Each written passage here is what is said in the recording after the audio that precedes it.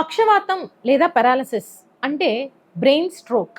So, బ్రెయిన్‌లో గనక మనం చూస్తే రక్తం సరఫరా అవుతూ మనకి బ్లడ్ వెసల్స్ అనేది పారుతూ ఉంటాయి. ఆ బ్లడ్ వెసల్స్‌లో రక్తం గనక గడ్డ కడితే దాన్ని క్లాట్ లేదా ఇష్కిమిక్ స్ట్రోక్ అంటాం.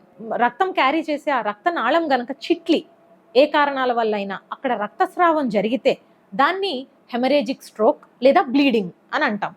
సో, స్ట్రోక్ ఏ కారణం వల్ల వచ్చినప్పటికీ అది ఆ బ్రెయిన్ యొక్క సెల్స్‌ని డ్యామేజ్ చేసి, ఆ సప్లై చేసే ఆర్గన్ యొక్క ఫంక్షన్‌ని దెబ్బతీస్తుంది.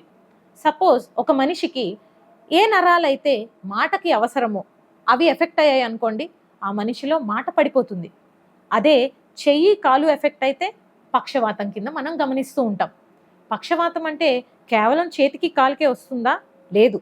కొన్నిసార్లు కంటి చూపు దెబ్బతినొచ్చు, బ్యాలెన్స్ దెబ్బతినొచ్చు, మాట దెబ్బతినొచ్చు, లేదా మింగుడు పడటానికి, నవలటానికి ఇబ్బందులు రావచ్చు.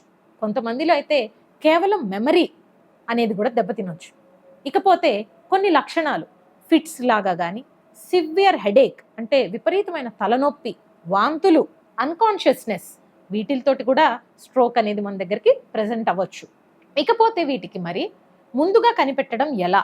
కొంతమందిలో వార్నింగ్ సిగ్నల్స్ ముందుగానే వస్తూ ఉంటాయి. వాటిల్నే టీఐఏ లేదా ట్రాన్సియంట్ ఇష్కిమిక్ అటాక్ అని పిలుస్తామన్నమాట.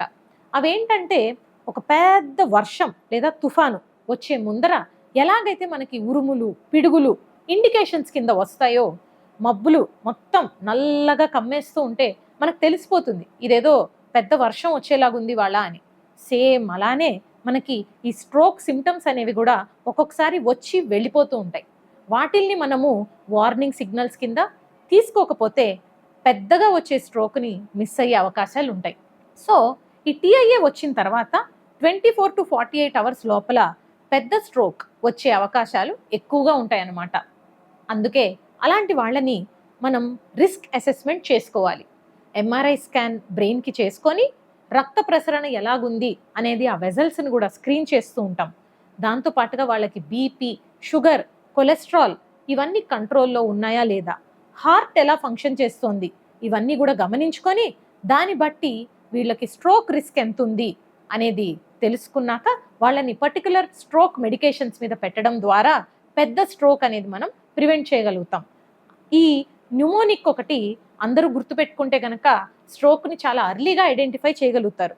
ఎందుకంటే ఈ స్ట్రోక్‌ని గనక 1 అవర్ లోపు గుర్తించి సింప్టమ్స్ స్టార్ట్ అవ్వంగానే స్ట్రోక్ రెడీ హాస్పిటల్‌కి గనక తీసుకొస్తే మనం ఇక్కడ విదిన్ 3 అవర్స్ ఒక ఇంజెక్షన్ ఇచ్చేసి ఆ స్ట్రోక్ నుంచి పేషెంట్‌ని రికవరీ చేసే అవకాశాలు 90% ఉంటాయి.